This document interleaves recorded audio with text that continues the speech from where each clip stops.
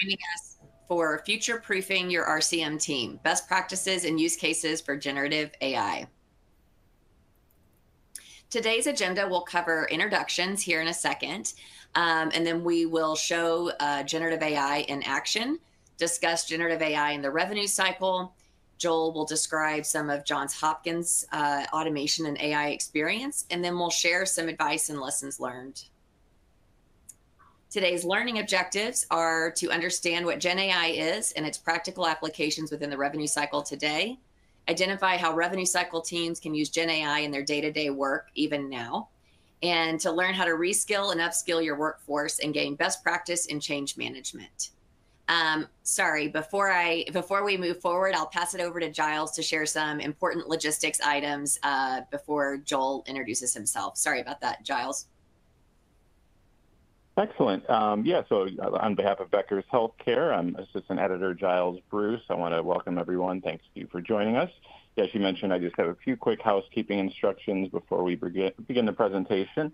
If you have any questions throughout today's webinar, you can type those into the Q&A box you see on your screen. You also find a few engagement tools on your dashboard. And please check out our resources section and also make sure you fill out our session survey. We also have a series of poll questions during today's webinar. When we get to the poll, the question will pop up in your slides box, and you could submit your answer directly on the screen. Thank you in advance for your participation. Today's session is also being recorded and will be available after the event. You can use the same link you used to log into today's webinar to access that recording. And lastly, if at any time you have any trouble with the audio or video, please try refreshing your browser. You can also submit any technical questions into the Q&A box. We are here to help. At this time, it's my pleasure to welcome our presenters, Amy Raymond, Senior Vice President of Revenue Cycle Operations and Deployments at ACASA, and Joel Hammer, Director of Revenue Cycle Operations and Innovations at Johns Hopkins Medicine. Now, without further ado, I will turn it back over to Amy and Joel to introduce themselves and begin today's presentation. Thank you so much, Giles. I'm going to hand it off to Joel first. Thanks, Amy. Hi, everyone. My name is Joel Hammer. As Giles said, I'm a director on the revenue cycle team here at Johns Hopkins Medicine.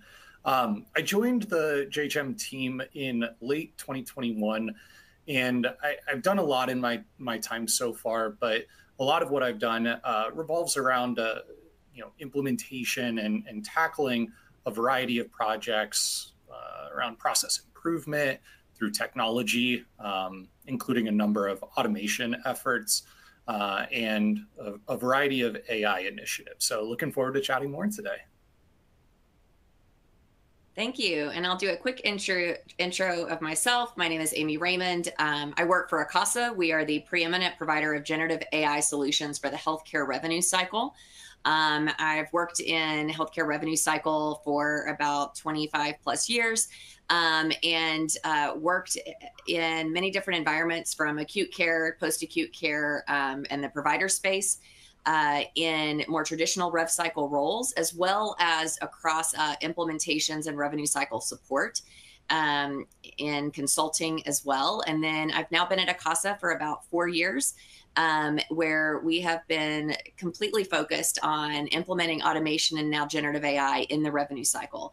I'm really excited to be joined by Joel today to talk about some of the newest technology that is coming out and we feel very important for the revenue cycle. So let's kick today off with a survey. The question is, where are you on your Gen AI adoption journey within the revenue cycle? Haven't started to use Gen AI, explored Gen AI, plan to start using Gen AI this year, piloting Gen AI, using Gen AI, or not sure? We'll give you just a moment to answer those questions.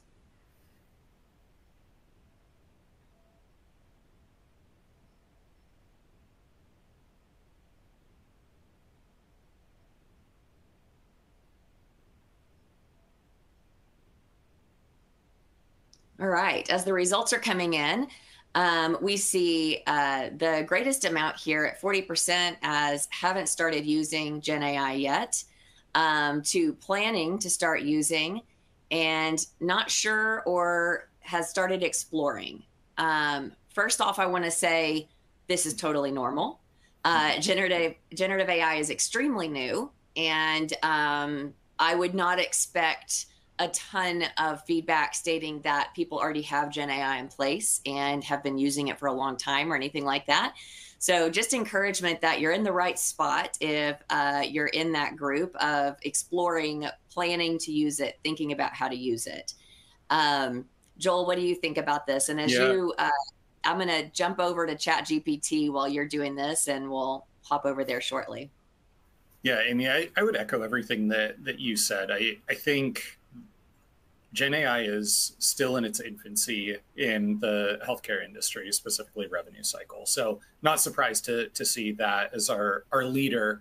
But one of the cool things about the content that we have to share today is I think we're going to touch on a number of different topics that are going to be relevant for all folks. Plan to start using Gen AI this year. There are going to be a few topics that we jump into and touch on relating to best practices and things like that. So hopefully it'll be relevant regardless of where you're at with your Gen AI journey. Great. So instead of doing a bunch of slides that are deep in education on what generative AI is, we're going to start with just a demonstration.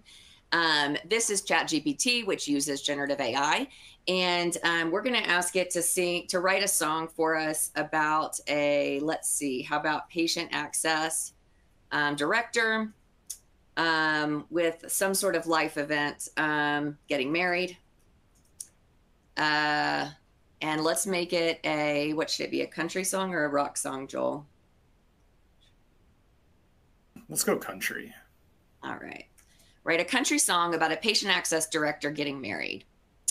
And let's see what it gives us. All right, so that was pretty quick. You can see it's already giving us an entire verse and a chorus. And it just keeps going. So we're going to scroll the top. You're welcome. I won't read the whole thing, nor will I sing it for you. But you can see, the sun setting low on a Friday afternoon in the heart of Texas where the wildflowers bloom. Down at the chapel where love's sweet and true, there's a patient access director saying, I do. She's trading in her scrubs for a wedding gown. Her heart's beating fast with her love all around. From the hospital halls to the aisles she'll walk. In the arms of her love, she'll dance and talk. It goes on, and you can see it's given us a few verses, bridge, chorus, and an outro, just to make sure we're fully covered. And notice that, I'll stop sharing and come back here, but notice that it even put just patient access director into the context of a hospital, giving you a pretty good idea of it, both figuring out what we're talking about and creating information around what we're talking about, taking some of that into context. So ChatGPT is a fun tool. You can put all kinds of things in it and see what comes up. But it's using that as a good demonstration of what generative AI is. When you think about it, it is automation that can perform tasks that requires human intelligence. And when we talk about artificial intelligence broadly, there's a lot of different kinds of artificial intelligence. I feel like in the revenue cycle and in healthcare, AI has been a buzzword for quite some time. But it's important to understand the layers and the types of artificial intelligences that exists. And so what we've heard most about in the more recent past is artificial intelligence, maybe machine learning, maybe referencing deep learning. But now we're talking about generative AI and large language models. And this is kind of the hottest, newest pieces of artificial intelligence that you're hearing about, probably at any conferences that you go to. Large language models are a type of artificial intelligence model that can understand complex language and reasoning at human levels. The foundation models are trained on massive amounts of data, books, articles, web resources, anything written in human language.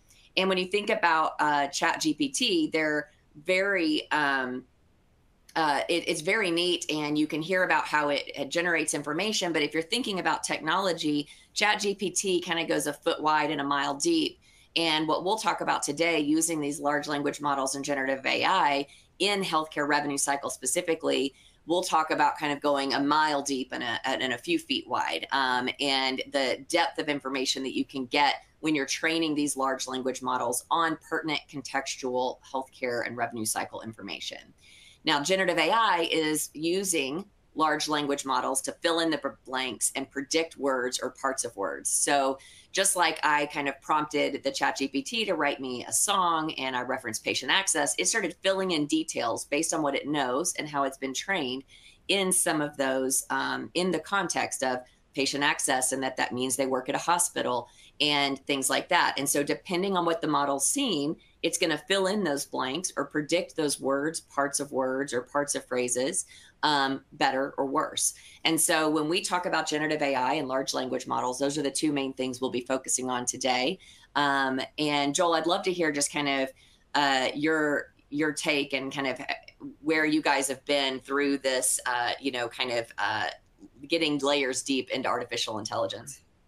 Yeah, I would echo again what you said, Amy. I think at Johns Hopkins, it's been a similar journey to what you outlined, what I'm sure other groups have seen, where, we really started with that rules-based logic, kind of more standard automation, we'll say, and have really looked at the large language models as part of our future. But I do think that there's some nuances, given that we're still in the start of the large language model journey, that we're definitely keeping a close eye on. Absolutely. As we talk more, and we'll talk more in this discussion here about it, but we at ACASA feel very strongly that the level of sophistication that we've reached today with large language models and generative AI really can transform productivity for health systems. When we think about, and this is where we think specifically about training these models on healthcare data and making them as smart as possible within the context of healthcare. I think an important note here is you may be thinking about different types of automation that you've used or different tools. And one of the very common things we hear, and it uses an older form of automation, is the ability to kind of pull information out of large amounts of data. And so I think often about something that's analyzing a patient chart, and this human context, or being able to understand and interact with human language with context, I think is really critical here. So a lot of times we hear, that it says in the chart, patient is not septic, or screened for sepsis, not showing signs, et cetera, but it'll pull and recommend some sort of sepsis diagnosis. That's a perfect example of taking something out of context and really more rules-based, like Joel mentioned, searching for something specific as opposed to understanding the context of the patient throughout the chart to know that sepsis is not at play, it's been ruled out, it's not an issue. So that's just one small example that we think about when we're talking about the automation and the large language models and generative AI, and having that new level, a new depth to it.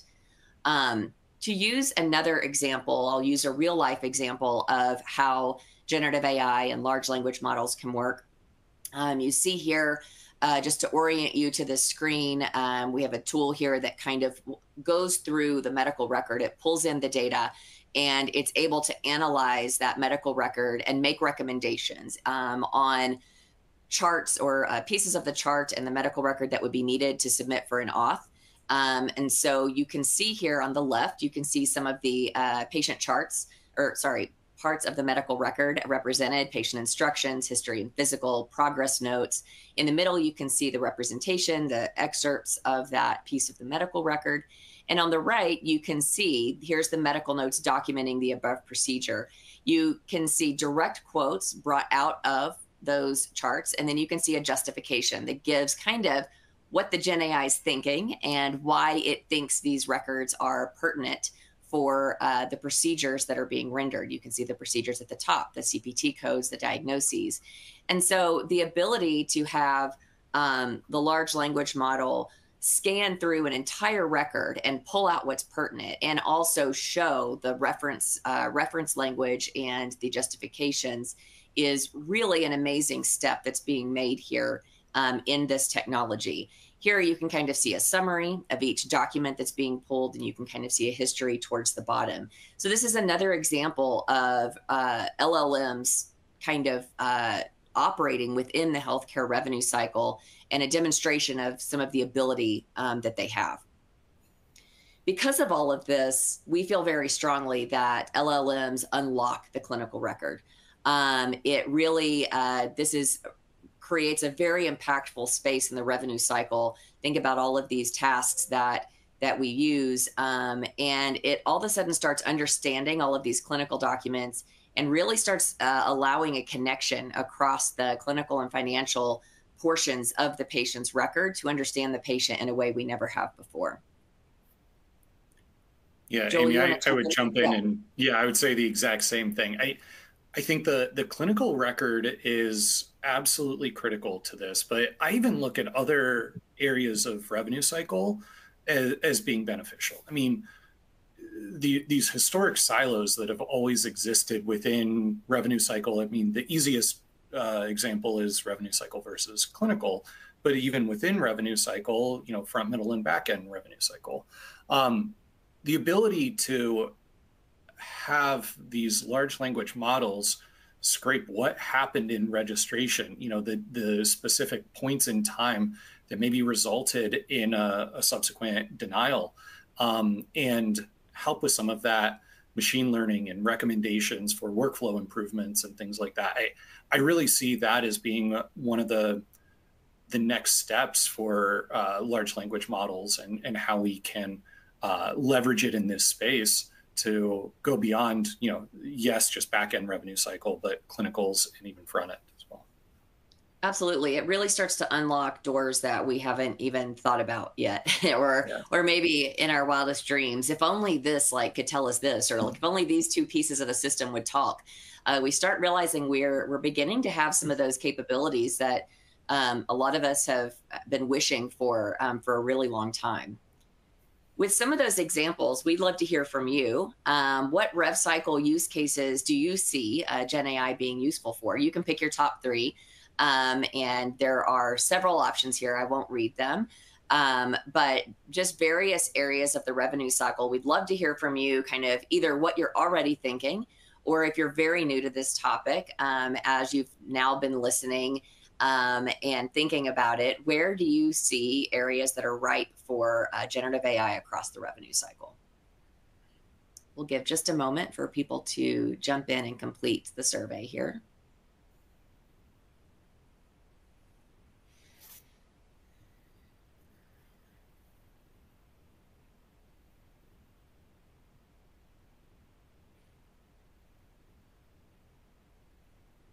Right.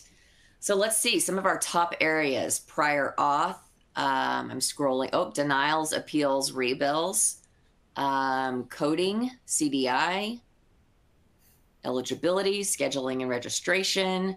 Got lots of good thoughts here coming in. Some charge capture, case management. Absolutely. So at Acasa, we feel strongly that anywhere that utilizes any part of the medical record is a fantastic opportunity for generative AI. Just as we mentioned, kind of knocking down some of those silos. And if you think that really opens doors across all of healthcare and all of revenue cycle, but specifically, we've been very excited about auth submission, coding and CDI in that mid-cycle, mednec, claims attachments and appeals. A lot of what we heard from you just now that you're thinking about or you think are areas of opportunity. Joel, I'd love to hear from you here about kind of how Johns Hopkins has been talking about this and how y'all are thinking about it and which areas of the revenue cycle you feel are you have the most opportunity. Yeah, it certainly mimics the survey responses as well. I think the CDI and coding space, it is so fascinating. I mean, having these LLMs search the chart and instead allow our coders to just focus on, all right, now that I have all of the information that I need, I can actually code the account versus just spending a lot of time doing research. So I think that's certainly one of our biggest areas of focus. Kind of taking a step back from this list, I think it's also looking at where can we draft ideas, letters, concepts that someone can then review, right? That's kind of the phase that we're at now with large language models. Is you don't want to necessarily treat it as gospel and send it out the door without that human in the loop taking another look at it. Eventually, we'll get there, but I think recognizing that we really want to leverage these LLMs to draft material for us. So when we think about that, that's going to be appeals letter generation, even basic customer service requests can also come through. And again, instead of spending the time crafting that initial message, it's kind of scrubbing what the LLM has already created and validating that, yes, it is indeed accurate. I think also beyond this list, it's some of the practical application of one of the other topics that you talked about, those predictive models, and how can we leverage the data produced by those predictive models. So we are an Epic shop, and I know Epic has released a recent tool called the likelihood of payment model to help prioritize denials and appeals work. So kind of taking that next step for our folks, allowing the LLM to do some of that basic analysis and serving up exactly how we need to prioritize. Yeah, and I appreciate the point you made about the drafts and kind of the human in the loop there. I think a foundational element of artificial intelligence is that it can learn from its experiences. And so especially when technology is brand new and let's say you have a model trained and you're utilizing it in some sort of tool, for one thing, you have to gain trust in that tool. And the way that you do that is review it, confirm that its results are exactly what you want. And even ChatGPT, people that are using that are saying, that's a great draft, but then I have to kind of go in and really make it mine and make it my own. The more data that the model's able to train on, the better it's going to be. And that includes inputs from your users. And so it's not just that kind of first round of we've ingested all this information, therefore it knows what it needs to know forever. It's ingesting the information as the baseline and then utilizing that human experience and interaction with the tool to make it smarter as well. And so I think that's a really critical element as you think through, deploying any sort of Gen AI or AI type driven tool in your health system. So I really appreciate that point there, Joel. As we think about Johns Hopkins AI journey, I know people are here because they're excited to hear about how Johns Hopkins is thinking about AI and automation. So taking a bit of a step back, how did you get where you guys are today? Yeah, so I started to touch on it, but really, I mean, we started with the maximizing automation potential, right? So like I said, we're an Epic group. So there are a lot of great automation pieces within Epic that we've been able to leverage through, native tools, system actions, things like that. But again, number one, that logic is fairly rigid, doesn't necessarily cover all use cases. And two, some of the use cases extend beyond Epic. I think authorizations is a really nice example. So, so we've recently kind of shifted away. It's probably been years now, but feels recent. Shifted away from just looking at some of the native Epic tools and looked more at kind of the pre-Gen AI automation work, i.e. RPA and screen scraping, things like that. And then again, that's brought us to this point with this start of generative AI. So, a few of the use cases that we have in place now, we'll start with Akasa. So we are using Akasa for authorization, initiation, and statusing, as well as claim statusing. So again, as we look at the benefits of some of that work, it eliminates the need for our staff to have to go out to payer portals and actually submit the authorization, check on statuses and whatnot. So really streamlines that process and allows our team to focus really on some of the more complex cases or areas that can't be automated where we might have to make phone calls. We also have a number of other generative AI use cases. We have a conversational AI tool in our call center. So that really is meant to address the low-hanging fruit calls and allows our staff to connect with patients who truly have a more complicated question instead of, what's the address for the clinic, or, some of those more basic questions. But, that's kind of where we're at today. And, the topic of evaluating future AI use cases is something that, oh man, every couple of days we have some sort of discussion about. So continuing to evaluate where we go from here. Great, thank you. Speaking of where we go from here, how do you recommend getting started? What recommendations do you have for people on, investigating, getting started with both, even also artificial intelligence, pre-Gen AI, but also Gen AI adoption? Yeah. So I think the first important piece is recognizing that this is different from regular automation, I'll say governance and projects. So making sure that you're adapting accordingly. And so what do I mean by that? I think the first piece is understanding what truly is out there in the industry. So the way that we approached that was just having a lot of conversations with a lot of different vendors.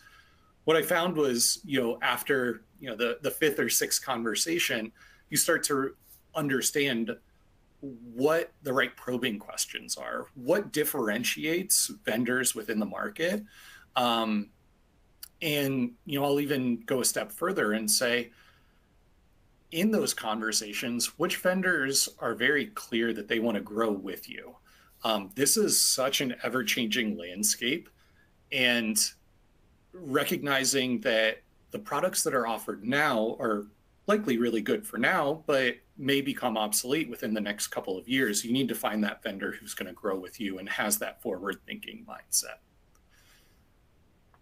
I mentioned also about governance. And the technology is just moving so quickly, like I said, that, if you're anything like Johns Hopkins, a large academic medical center, it's a bit of a culture shift there that we need to rethink. How do we build a governance structure that allows us to be quick and nimble and respond to emerging technologies without a lot of extra time or overhead.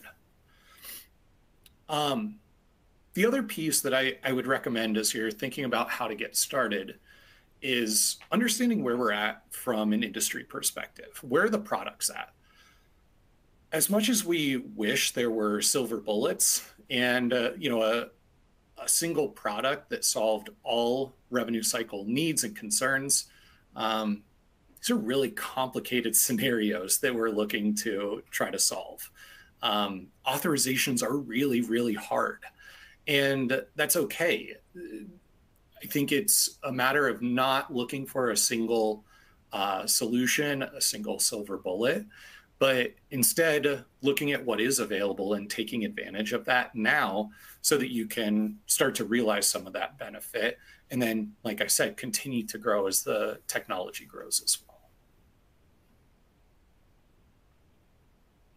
Thank you. I think the point you made about there's kind of no silver bullet, I think is really important. And I think that when you start kind of going down this path of like investigating something new, there's a tendency to kind of want it to fix everything. And so, when you're creating that strategy of how to get started, how to think about what to start with, and then how to investigate vendors, to your point, like it's okay if they don't do everything that you're looking for. Likely they don't.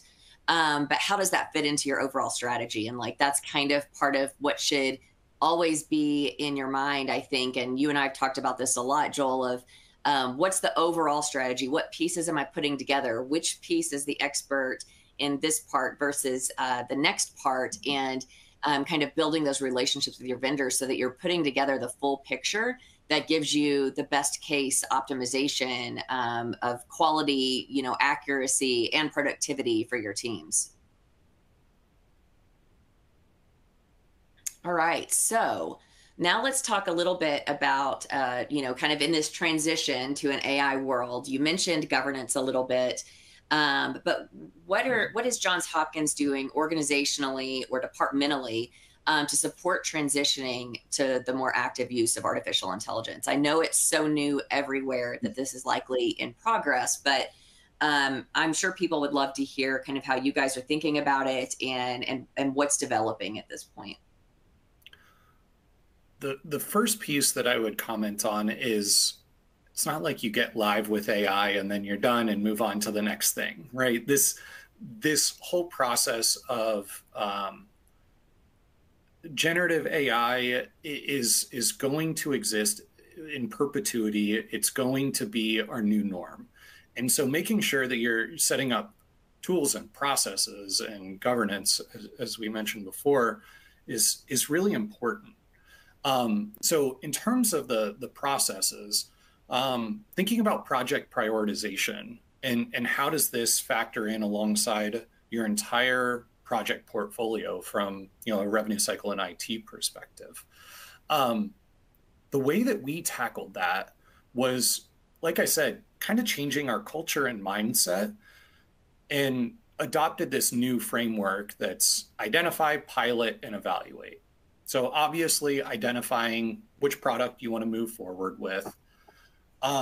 This whole concept of piloting, I have latched on to and use it for AI, but then also a lot of other projects as well. And really what it allows you to do is get live quickly with a small use case, validate that, yes, the technology is doing what we thought it was going to do, or no, it doesn't. And that's where that evaluation piece comes in. And then be able to quickly respond and take steps forward. Do you move in a different direction, or do you pursue your iterative rollout strategy from there, potentially bringing on additional payers or service lines? But that concept of identifying, piloting, and evaluating those results has really been beneficial for us as we've tackled this this new environment. I'll touch on governance a little bit more too. Admittedly, we're still working on this. We're still kind of figuring out what exactly this looks like.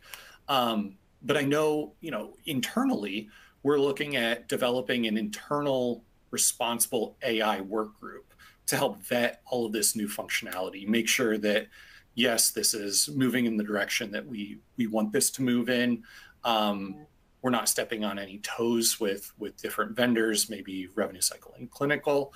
But then, beyond just our four walls, looking to join others in the industry to collaborate on what does AI look like in healthcare and revenue cycle in the future. So still working on that, but that's top of mind for a lot of our executives. Super helpful. I think if I might ask you to think a minute about the pilot approach that you guys are taking. I love this, especially in something new to the market and new really technology-wise. It feels like I was doing we had a Becker's roundtable at the event a couple months ago, and it was like, what's the safest area to start something like Gen AI? And there was a whole debate on if rev cycle was a low risk area or not. And then if not, where else in the hospital or the health system is low risk? And I think eventually you just have to measure your risk and understand your threshold. But a pilot is a great way to potentially mitigate some of that risk. I would imagine that your kind of results that you're looking for in a pilot are going to be a lot different than kind of like full ROI that you would be looking to calculate. Could you talk a little bit about how you're thinking about that in this kind of like pilot methodology? Yeah, I think it's more so proving not necessarily the quantitative results, but more gut feel. Is everything functioning the way that we thought it should function? So, Amy, maybe to more directly address your comment about where to pilot, our methodology is, well, if we've identified the product, of course, let's not make it super high volume, but let's also make sure that there's enough volume to validate a variety of use cases and whatnot. Let's also think about the staff that we're piloting with. Are these folks who are super resistant to change, who rely on their leadership team to walk them through a lot of the daily work that they have today? Maybe that's not the best idea for a pilot. And so finding maybe some more tech savvy folks who can be our super users, finding folks who have a pretty good handle on the work that they're doing today. And I think it goes a long way to your point about risk mitigation, is not necessarily trying to solve your core issues with the initial pilot.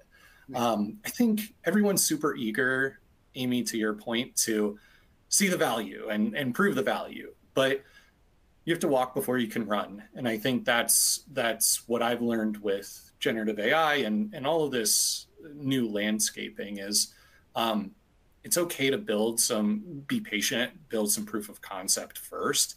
And then once you have that solid foundation, expand from there. Yeah, I appreciate that. That makes a lot of sense. On the governance point, kind of the committee and how we're thinking about that, one of the things I've heard a lot is, especially since it's something that's being built from scratch in most cases, at least for this type of use case, most people have some sort of governance structure around automation or around vendors, of course. But as Gen AI comes into the picture, there's maybe things that we haven't thought about before, or risk areas that maybe weren't discussed that kind of now feel different. I don't know about you, but at least for me, one thing I've heard a lot about is just really making sure that as that's getting stood up, there are stakeholders across the various areas of the health system, not just kind of in one or the other. And so really making sure that Rev Cycle has a voice or a strong input in that. I think Johns Hopkins has definitely done that. I think you guys have a lot of a lot of open conversations about this, but I was wondering if you had any points there or any thoughts there. I think we've touched on a lot of it, yeah. Amy. So I don't think there's anything really else that I would add. Okay, awesome. Let's hop over here to, we've talked about how you guys look for vendors, how you're thinking about generative AI. The question that everybody comes to when we're looking at new technology and how to justify the spend. What are you guys looking for from an impact perspective with, using AI and Gen AI in the revenue cycle? Yeah, I think every AI presentation I've been in the last 2 years, someone has started with, we have to do more with less. And that's certainly the case. I think the impacts, though, can be expanded beyond just kind of the dollars and cents ROI, which I promise I'll get into that portion here in a second. But the way I look at some of this AI investment is, first and foremost, investment might just be needed to maintain the status quo. Payers are becoming a lot more advanced with their technology and all of the AI use cases that they're investing in from a denials perspective, for instance. So just maintaining our current denial rate will likely require some AI investment. Beyond that, patients are also becoming a lot more interested in their own financial journey. So how do we respond to the increased volume of patient inquiries and requests for more information without drastically increasing our staffing spend? So those, I think, are two good examples of where the investment just helps you to keep your current state. Let's talk about the ROI, and I often hear about headcount reduction, and is the goal eventually to reduce headcount? I hear that from leaders, and I hear that from end users as we introduce this concept. Do I need to worry about my job? So completely understandable.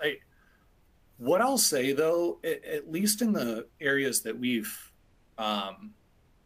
implemented and have talked about implementing some of this work, is the vast majority of places we're not able to get to all of the work that we have. They're big problem areas. So the first role that AI will help us with is just to get our heads above water. So we're absolutely not even thinking about staffing reduction at that point. We're just trying to get to all of the authorizations prior to the date of service with enough lead time to, again, get those cases authorized prior to the date of service. So I think that that's the first role in AI and automation from an impact perspective. I think once you reach that point, your heads are above water, you're feeling a little bit better, then I think the next step is becoming a top performer in that metric. Again, that still doesn't talk about any of the headcount reduction. So you still need the staff to work all of those cases that they're working today. And again, the automation is helping you to get caught up. Maybe that lead time, you want to go from 5 days on average to 10 days on average, right? The iterative improvements there, I think, are the second goal that we had. Then I think finally, if you've maintained that top performer metric for a while, then you can reevaluate your resource usage. And at least the way that I'm thinking about it isn't necessarily about headcount reduction, but more about headcount reallocation, right? Yeah. I keep using authorizations because I think that's a really good use case, but we have so many financial clearance specialists with such advanced knowledge on how authorizations work, payer behavior, things like that, that maybe we no longer need them to go to a payer website, secure authorization, but maybe on the back end, maybe we add them to our denials prevention team to work on no authorization denials. And how can we kind of solve the root causes, even through the automation, but we still need their knowledge and expertise. So all of those items will still result in a positive ROI, but it's not necessarily through direct headcount reduction. Yeah, and perhaps it reduces some of the strain of trying to Absolutely. Fill open positions, right? Yeah. All of a sudden, you're able to wrap your arms around more with the same head count, and even more across, outside of the front end, as you mentioned, with just the auth piece to denials prevention or denials, overturning denials, and really just being able to put those skill sets exactly where you can use them best. We often talk about implementing automation to do the easy stuff, and that definition of easier, repetitive things has expanded a lot as automation has gotten smarter and more sophisticated. But it also goes for the health system, right? Like using your people in the smartest way and the most beneficial way for you as well. Yeah, absolutely. Well, I think we've come to the point to talk a bit about lessons learned and some of the takeaways, Joel, that you have to impart to the group through your own journey, as you've worked with a lot of different types of automation and different tools at Johns Hopkins. So let's start there. What are some of your key takeaways? Yeah, so I mentioned all of these earlier in the presentation, but I think they're important enough to repeat. So I think the first one is making sure that you're exploring your options. Have a lot of conversations with a lot of different vendors. Learn to navigate the noise. What are the buzzwords that everyone's going to say, but they don't actually mean anything? Which probing questions should you ask? And then in terms of finalizing your options, finding a vendor who is willing to be a great growth partner with you.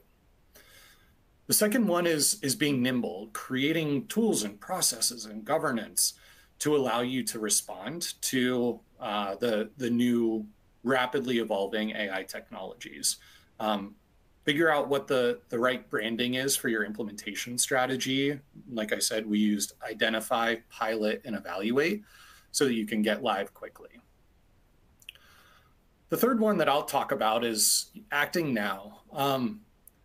The technology isn't at a point where you're going to have that single silver bullet that's going to offer everything. And that's okay for right now.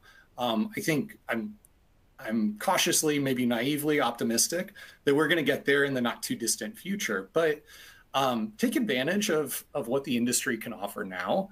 And there's a lot of value out there. So don't hesitate to take action before that final solution is in place. Yeah, before I go into the last two, I'll just mention a point on kind of exploring options. And you mentioned much earlier in the discussion about interviewing a lot of vendors, and I think it's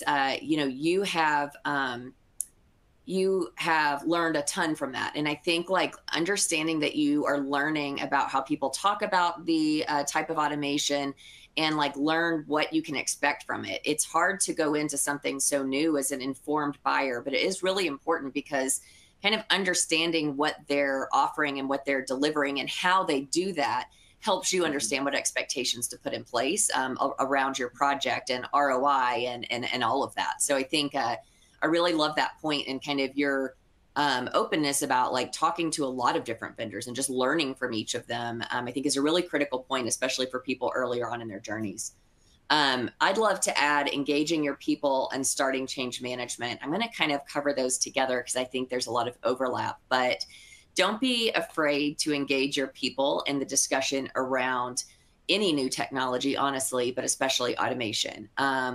There is a lot of hesitance and a lot of fear a lot of times from your associate level staff and even managers and directors as they kind of try to protect their domain. And the earlier and more often that you're able to bring people in into the fact that you're investigating this, into the fact that you think this is the future and we're trying to figure out where and how, I think is really critical for the buy-in across the organization and really just the general understanding, the understanding of the strategy that you're deploying.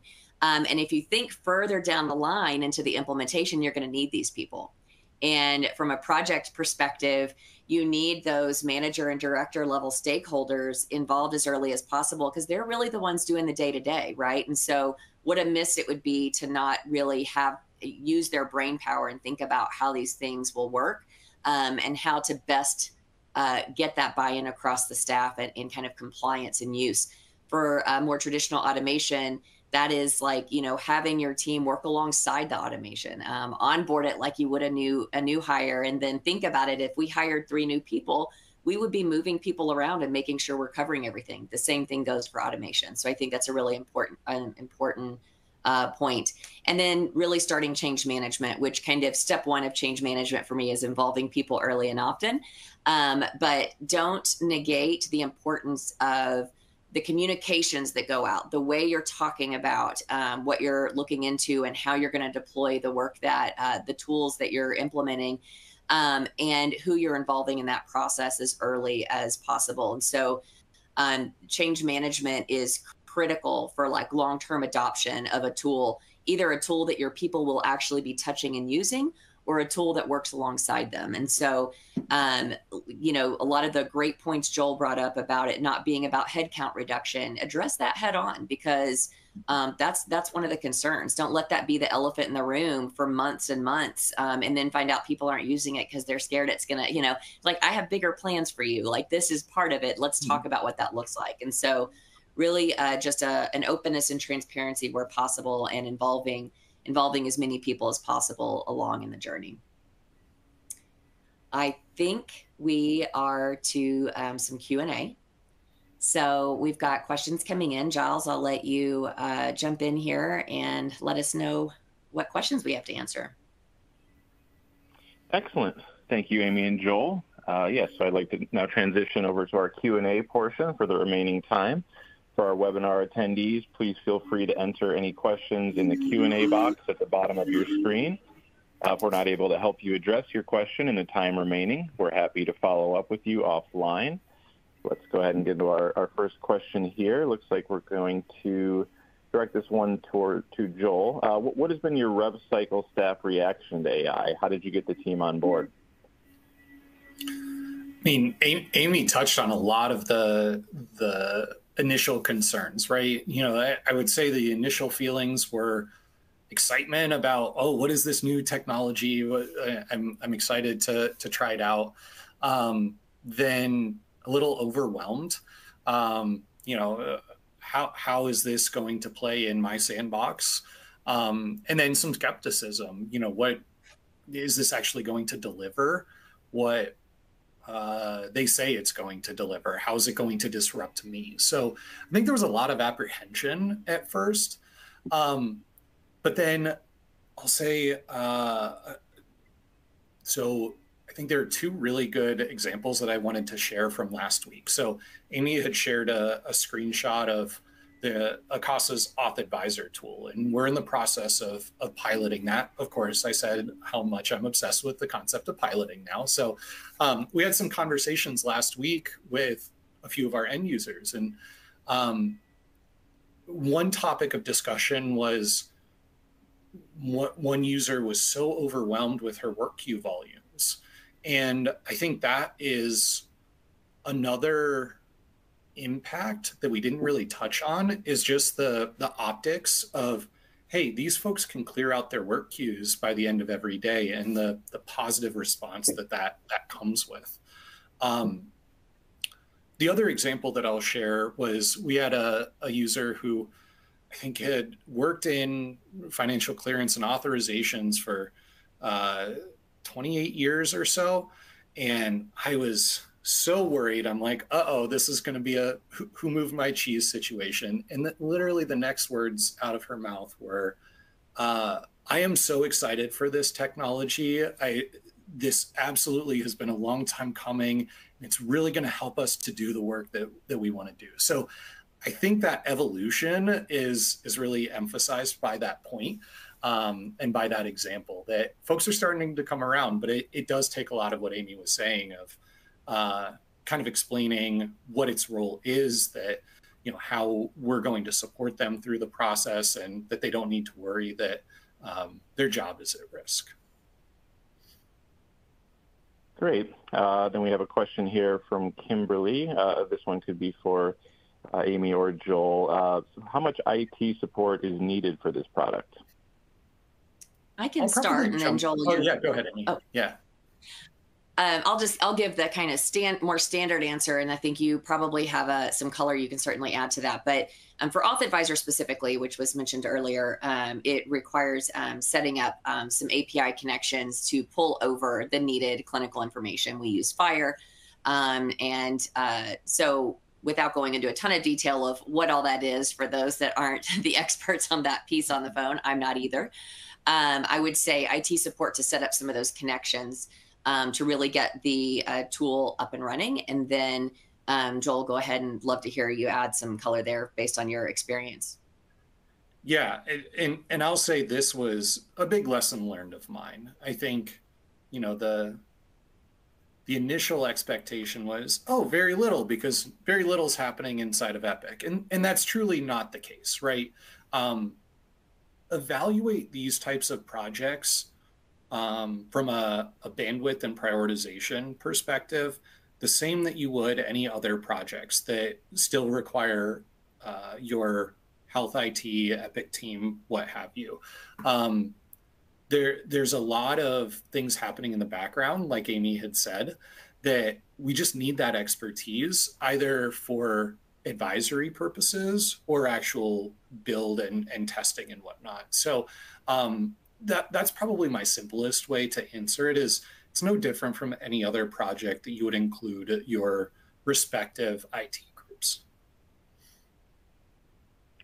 Great. And we have another question here from Jared. This one would probably be for Joel. Has any guidance about compliance been released via larger governing bodies, or is it all internal currently? None that I'm aware of. Again, I think this is so new, and we are obviously continuing to have the internal discussions around how we are going to approach it. I think, not sure if you asked the question for compliance with a big C or little c, but our compliance groups here at Johns Hopkins Medicine are absolutely having a seat at the table. Legal, it really is this multidisciplinary team that we're putting together internally. I would expect, outside of Johns Hopkins and industry-wide, I would expect that similar groups are being stood up with experts in each of those areas. Amy, what's been your experience? Any insight to share? Yeah, no, I agree with you. Haven't had a ton of, information come out like from governmental agencies specific around healthcare, or revenue cycle, or the things like really in a detailed way of what we're implementing now and today. But yeah, it's been a lot more of evolving conversation within various health systems and sharing best practice. And that's certainly what I hear also at kind of like roundtables and larger events where people are talking about this together and kind of just collaborating to come up with that best practice there. Excellent. And we have a question up from Christine. How long has the journey been from initial thoughts about AI to implementation of services? I can answer, but Amy, do you want to get us kicked off with maybe ACOSA's typical timeline recommendations on what you see today?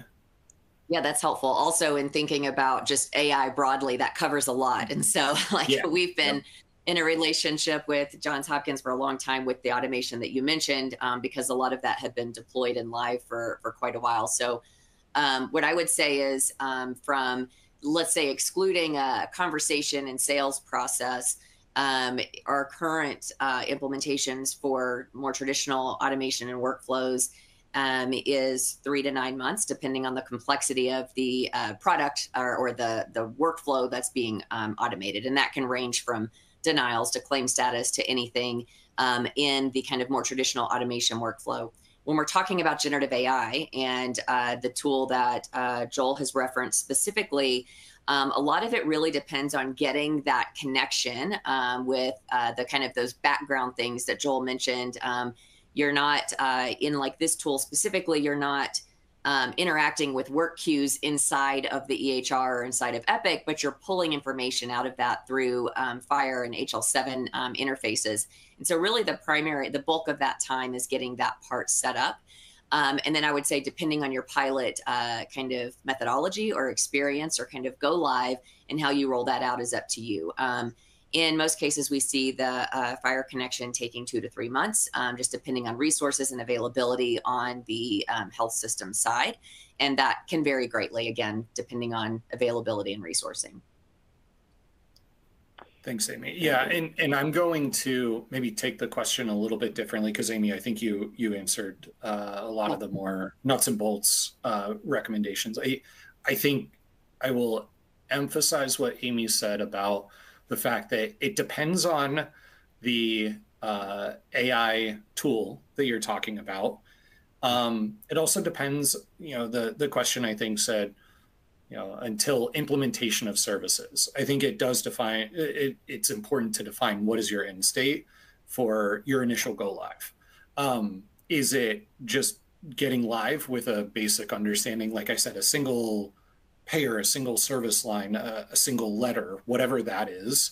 Or do you want to do something a little bit more robust to minimize the change management? That's obviously going to take a lot more time. So I would agree with everything that Amy had said, but I think that's important too, from the start, to define what is most critical for you and what's your end state for that initial live use. Okay, and we have about a minute or so left. We have one more question here from Jeff. How do you evaluate the ROI on various automations? FTE reduction, reassignment, vendor spend reduction. What is your expectation of an ROI? Yeah, I think we talked about some of that already. I really think I'm going to answer it a little bit differently, to think about KPIs and evaluating, what are you looking for from this? If you think about your anticipated impacts, whether it be dollar headcount reduction, whatever that is, how are you measuring that? How are you, what's your timeline for measurement? I think that's also really important as well. That's something that we look at, because again, I'll go back to the previous question. I think it's a little bit different from your first live use to your first expected ROI metric. When did we finally reach the point that we wanted to reach? And just being patient, because again, with that more iterative method, it is going to take a little bit of time to see the impact and the ROI. But again, we try to look at what are our goals of each of these projects, what's our time frame, and how are we evaluating to make sure that we're there. All right, thank you for that. And that is all the time we have for today. I want to thank Amy and Joel for an excellent discussion, and also to Acasa for sponsoring today's webinar. Thank you again for joining us today, and we hope to see you at future Becker's webinars. Thank you. Thank you.